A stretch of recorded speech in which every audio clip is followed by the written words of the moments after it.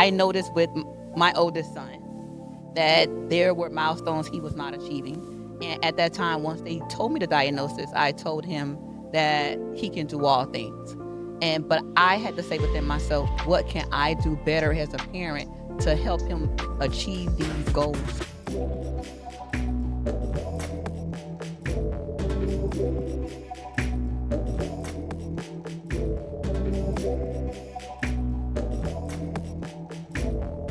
Hello, and welcome back to another edition of Love Speaks. I am your host, Lakeisha, with my fabulous co host. My name is Francois. Thank you for joining Love Speaks. We're so excited to be here on today. Love Speaks what love is, whether it is culturally, whether it is currently, or whether it is in community. Love speaks its heart and its passion. Yes, thank you so much again for joining us. And we are so excited because Love Speaks is what it does. And so we highlight various individuals who are passionate about their craft, whether it is education, whether it's business, whether it is whatever they're doing that they are passionate about making an impact in our society. And so today I'm excited because we're sitting down with a phenomenal woman. Not only do I know her personally, but also through ministry and just also through her many endeavors. And so we want to highlight her today and her gift, and I believe her God-given calling. Dr. Sheneka Brown with the Promise Academy. We want to discuss the topic of literacy. I've never really been a strong reader, and honestly, I learned how to read in the church. Growing up in a smaller church, it was what's required for us to stand up with our Bible and read the Bible scriptures. And the more we had to do that, the more we had to rehearse that, the more we had to practice that, is honestly where I became a stronger reader. It was through that. And that's why even I tell our sons, now it is so important to read. I said, if you don't know how to read, it's going to be difficult for you to do almost anything. You can't do your math if you don't know how to read. You can't do your science if you don't know how to read. You can't study your music if you do not know how to read. So to me, reading really is foundational. Reading is fundamental. And Absolutely it is fundamental. necessary. In order to be leaders, we must be readers. Leaders are readers. And I don't believe that's just a cliche that we say, but I believe without a shadow of a doubt. I heard something, I was watching a podcast just the other day, and a guy pretty much made reference to something that we know we've all heard, that if you want to hide information, put it in a book. Absolutely. If you want to hide truth, put it in a book. Absolutely. Because most people will not read because of various reasons. It could be due to, some kind of laziness. Most of us don't read because not that we can't, but a lot of people are lazy and find themselves falling asleep when they read, or just not finding that as something that they find, comfort in. Some people pick up a book and hold the book all day and they read. I see one young lady was just so amazing because she was driving, reading. I've seen people multitasking while they're driving, but never with a book in their hand. And I looked over and I said, that has to be a very interesting book. And so I totally agree that we must read and put the value in reading again. And not only for children, but also for adults, that we have to find reading attractive again. I believe that without a shadow of a doubt, because we only grow by the knowledge we know. Oh, that's good. That can be tweeted. So we have a phenomenal woman who is an author. She's an educator. She is Dr. Sheneka Brown, the founder of the Promise Academy. Welcome, Dr. Brown. It's so good to have you here today with us. It is such a pleasure to be here. Thank you Let's so get much started. for being with us. Can you first just take us through your educational journey? So initially, I started college when I graduated, got married, and I had my children.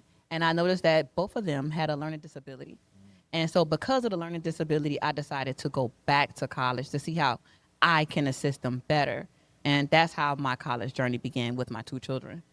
Wow. So that's very passionate. Yeah. We notice that within true parents, and we're going to stick to our topic of literacy, but I just also love the discussion of parenting, that true parenting really creates passions within us, our children do, Absolutely. that we would have ignored a long time ago. So it's because of your children, because I was a college dropout as well, and finally finishing up my bachelor's degree and then going to continue with my master's. So that began your pursuit to assist your children. That's great to hear because I too, as you said, went to college, dropped out, and went back. And I always encourage anyone who's on that path or on that journey of higher academics, rather it is a trade, if it's a, collegiate experience, even if you stop, it's never too late to start again. Absolutely. Because I stopped, and I often laugh with people and I tell them, and I'm not ashamed of my story, because it took me literally 7 years to get my AA degree, which is a 2-year degree. Because I stopped, I started, I stopped, I started, but I finished. Amen. And then when I finished that, I went full throttle. And then I went and got my bachelor's, and now I'm finishing one course away from my master's. My words of wisdom to anyone that's on that journey, it's never too late. Go back, get it done. And so we just want to talk with you concerning your vision, and thank you for sharing your educational journey. But what started your story? What inspired you to create the Promise Academy? I noticed with my oldest son that there were milestones he was not achieving. And at that time, once they told me the diagnosis, I told him that he can do all things. But I had to say within myself, what can I do better as a parent to help him achieve these goals that were listed on his IEP? And so initially, when I was in college, I was a criminal justice major. So I decided to change go back to school first, change my major to elementary ed so I can better assist him. And that's how my college journey started. And I decided to do elementary ed and go back so I can assist him. And I started tutoring him. And I started seeing the leaps and the bounds that he was making. And I just said, you know what? If I can do this with my own, why can't I help other children? And then when I initially got into the school system and I saw, the gaps and the holes, that were in a one-size-fit-all system, I said, what can I do personally to help assist other children? So you've created this awesome, powerful system called Promise Academy Reading Intervention System.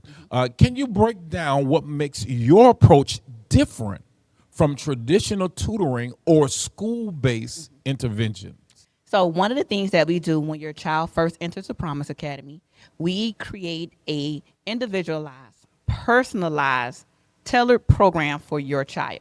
So we look at their data, whether you bringing in the parent, brings in that data either from the school, or they can take one of our diagnostic assessments, and we hone in on their weaknesses first, and then we create a program that also builds on their strengths. We don't leave the strengths out, right? Because at that time, you could have a child that's high, but then if you don't really tailor to that strength, you will find that child dropping. So the first thing we do is work on the weaknesses, and we build upon their strengths through that program. And then what we do, we identify any educational gaps that may hinder that child. That is phenomenal to me, because there's a few things I like about that. A few things I like. First thing is, it's not a one-size-fits-all. So you don't waste time giving them something that they don't necessarily need. Correct. I love it because you tailor make it for each student. Yeah. I also love the fact that, and I'm kind of big on that as well, strength and weaknesses. You don't overly emphasize on their weaknesses that you leave their strengths lagging. Correct. And I think that is so important, especially in the arena of confidence, because sometimes confidence is easy to lose and hard to build. And when you're working them in their reading capability, to say, hey, you're doing this extremely well. So now let's also work on this, but we're not leaving out your strengths, because we want you to leave here feel like a superhero. I love it. I love it. Exactly. And so, as a certified educator with years of experience, what gaps in the education system did you notice? I know you mentioned just a few of them that, one size fits all, that you noticed that motivated you to build something more personalized for struggling readers. So one of the things I noticed in the school system initially was the one size fit all program that they have. And so I decided to create a one-on-one tutoring program. Now we do offer group sessions, but we primarily focus on one-on-one sessions so that child could get an individualized attention from a certified teacher. And that's the one thing that makes the Promise Academy different. Awesome. That's so good to hear, because just talking about today, because we know in the educational system there's these levels for reading and also for math, and these kids children have to take these tests every year, twice a year if I'm not mistaken, which also kind of rates them on their academic level if they are 1, 2, 3, 4, 5, just depends on which test they are taking. So tell us about your SMART method. How does it help students who are struggling in reading and test preparation? So one of the methods that we use in order to prepare our student is called the SMART method. So the SMART method is an acronym for S means to study. Study is my part. That's where I study the data to identify any educational or academic gap with the student. So the M means to monitor. So every week my parents are going to get a weekly progress as far as how the students are doing. Are they making mastery on state standards? So the A is alignment. So what I do is create lessons that align to their individual learning goals. The R means read. I have them read fluently. We work on comprehension. We work on building vocabulary. Now, the T is for thrive. It was something that you said earlier about building confidence. So what we do is we celebrate all the small things that they do. So it will allow them to thrive and not feel defeated when it comes to reading. Because the one thing we want to do is build up their confidence, build up their self-esteem. They're already struggling in school, right? And so you're not going to come to the Promise Academy and feel defeated. We want you to thrive, whether it's small, whether it's big. We want to celebrate those small wins. That is phenomenal. I love it. I love that they can know what to expect. They can know what to expect. And the way you have that SMART program, it makes it easier for them to remember. They know they're going to be monitored. They know they have to be in alignment. And I love that. So you work not only with students, but this is good. You work with parents as well. How important is it that parent partnership in your intervention process? And what role do they play in their child's success? So honestly, you can't do anything without a parent. I believe in parent partnerships, right? Because oftentimes in school, we just focus on the child, and we have to focus on education holistically. You have to involve the parent. Without the parent involvement, the child would not thrive, honestly. And so one of the things we do, we build parent partnerships. So one part of my contract is you have to be consistent. You have to provide the effort and the motivation and be a part of the program. And so one of the things I tell my parents is we have to have a conversation after the tutoring session so you know where the child is, so that you know, are they mastering the skills, are they making progress, or are they regressing? And the part that you can do also at home to assist me, a part of the program, right? Because it's a joint effort when it comes to building reading, to building fluency, to building a child's academics. It's a partnership, right? And I believe this is that learning begins at home. And so without that partnership, it's not going to work. And so my parents have to sign a contract saying that you're committed in this, just like I'm committed to this. And that's one of the reasons what makes the Promise Academy work. And that's phenomenal, because I can hear your passion in it, because it was a step you took as well. It was you being involved as a parent that help your children to excel beyond what the system said. Absolutely. So you understand the importance of that parental involvement. And just going back to that, the parents, have you noticed that sometimes when there's a struggle with the children, it's because the parents also struggle in their literacy? Absolutely. Absolutely. Because most of the time I'll get parents that say, I don't know how to help them. I'll get parents that say, this ain't what we did in school. And it's true, honestly. The math that they're doing now, we didn't do that in school. Yes. I mean, even the standards and how they're worded, we didn't do that when we were in school at all. And so most of my parents do find it to be difficult. And I understand why, because even I have to break down the standard, even for myself, to say, this is what they're trying to convey in this sentence. And I have to be able to break it down for my kids as well on the elementary level so that they can understand. And also I do the same thing with my parents because it's not the same. Yes. I am so guilty because when we were homeschooling during COVID, forced to homeschool, because that's something I just, automatically, I am not ashamed to say, I can't do it. I can't homeschool. I can't. And so when we were forced in 2020 to homeschool and the kids were home and they were doing math and they were doing, like, I'm lost. And I'm like, wait a minute, let us ask Google. Let me go ask Siri. Let me ask somebody because I don't know what they're asking you. Maybe, look, go ask your dad because I just don't know. It is not the same. It's not the same. And then even now, The some methods, days, too, is different. Exactly. Yes. So when he brought home, even in elementary, now I consider myself smarter than a fifth grader. At least I used to consider myself smarter than a fifth grader. But then when he was in fifth grade and started bringing home work, I'm like, say that question for your teacher tomorrow. Go ask her. Because Why weren't you paying attention in class? You should have been paying So attention. now it's me fussing at him like, you should know this, not me. You go to school, I don't go Right. to school. So now I'm putting the pressure on him Exactly. because I don't know it. And I'm like, oh my, I thought I was smarter than a fifth grader, but apparently I'm not. Like, I need tutoring. Somebody needs to tutoring me on how to help you because I can't help you. It's different. And it's harder. Yes. It's harder. Yes.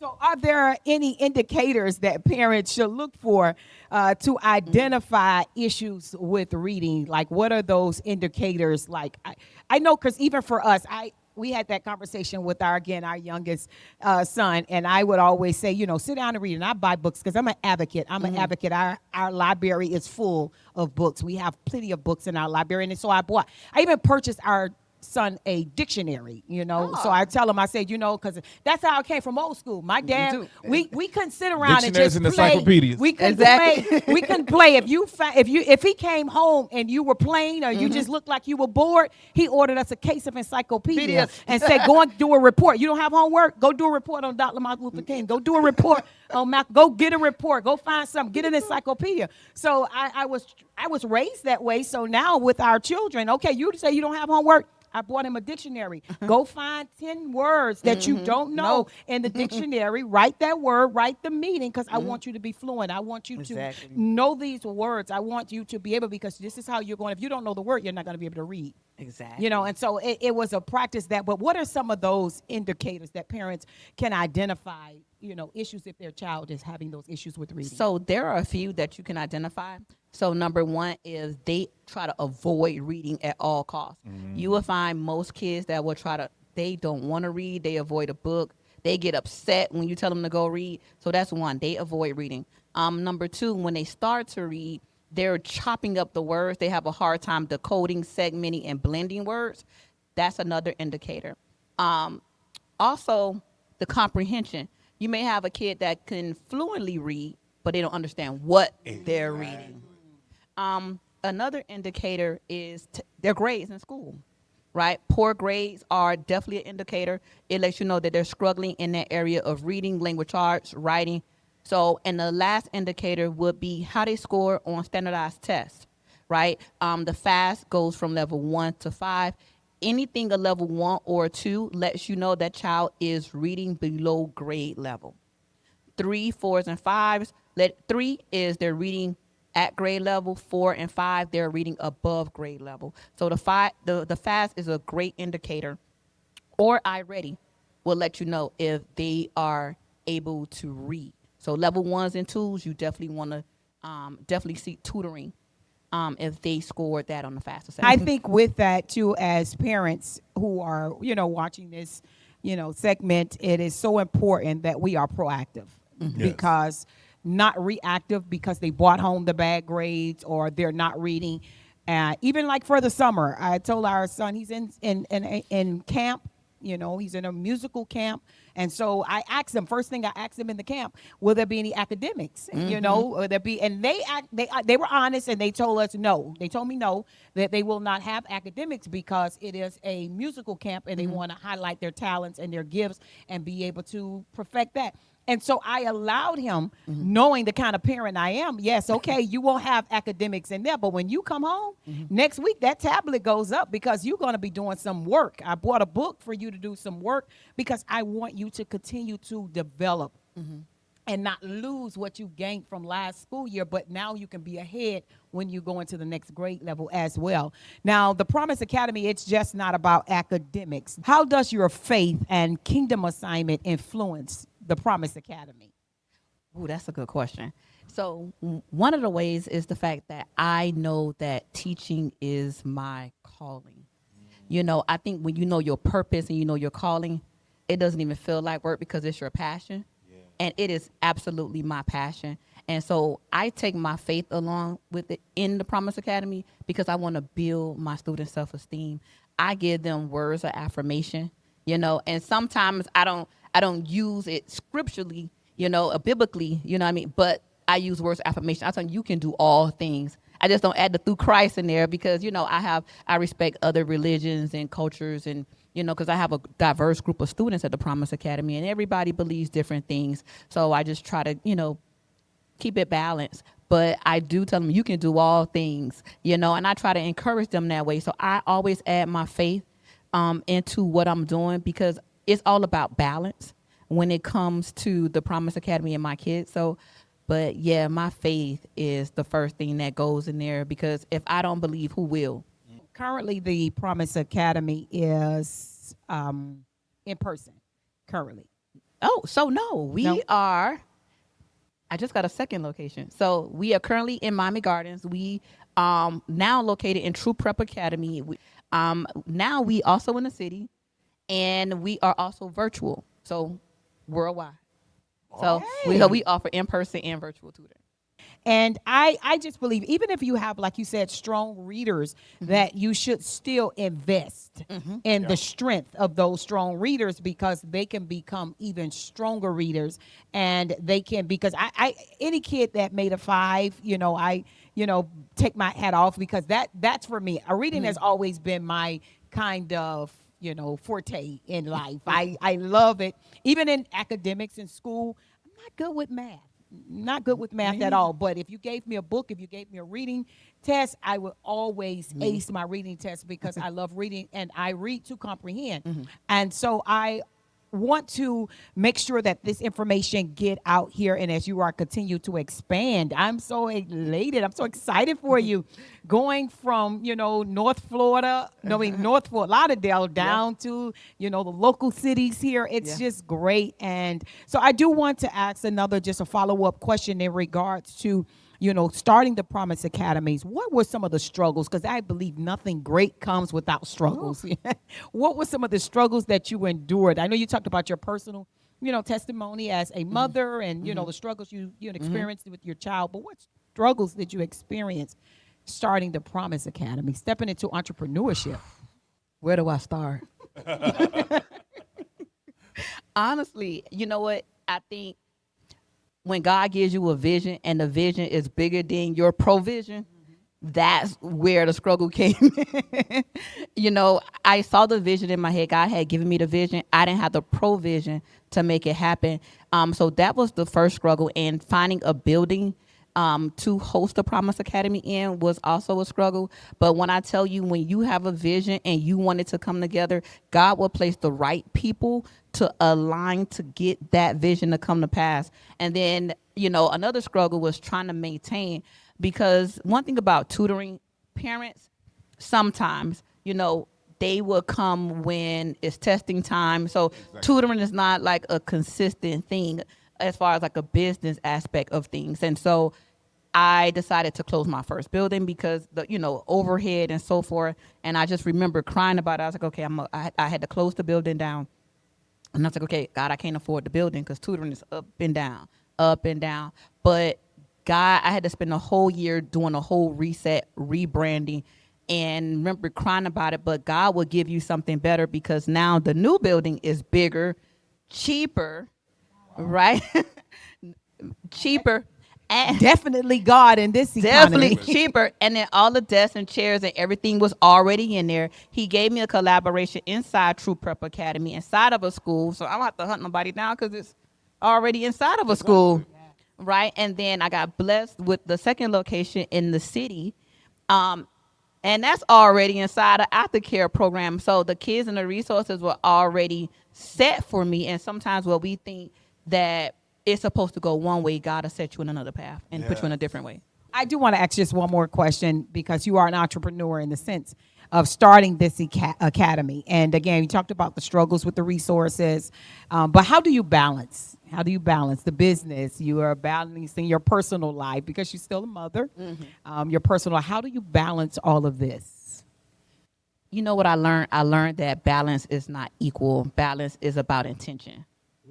That's I a have to shirt. write that down. Exactly. A shirt and a hat and a branding and everything. I love that. I love it. Next time I sit at my computer to do my work, I'm gonna make sure I mention to myself, it's not equal, girl. Stop trying. It's And we intentional. do. We try to equal it out.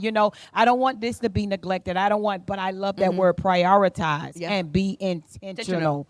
And that's what I had to learn. I had to learn how to be intentional with being a mom, running a business, and my personal life.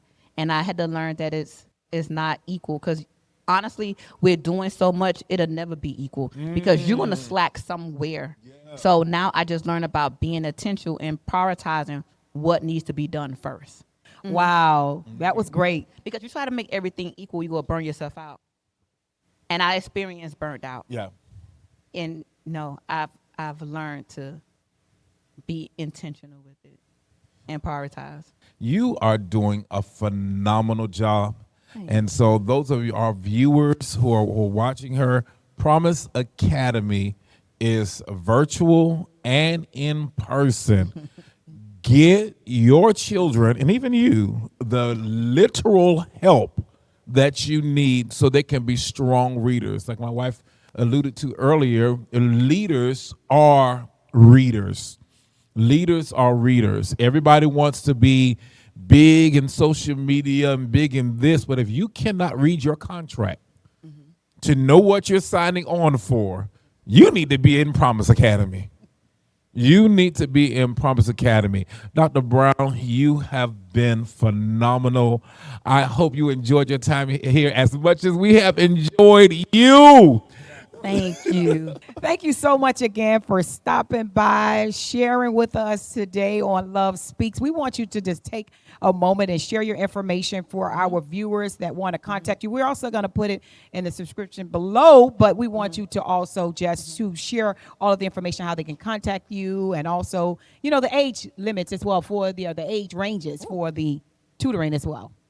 Absolutely. The Promise Academy is located at 5005 Northwest 173rd Drive. We are in Suite 203 in Miami Gardens, Florida. We are there Tuesday through Saturday from 3:30 to 6:30. If you need Saturday tutoring, we are there Saturdays from 10:30 to 2. But that location is 5120 Northwest 24th Avenue. We are in the city on Saturdays. You can also contact us at 754-444-8872.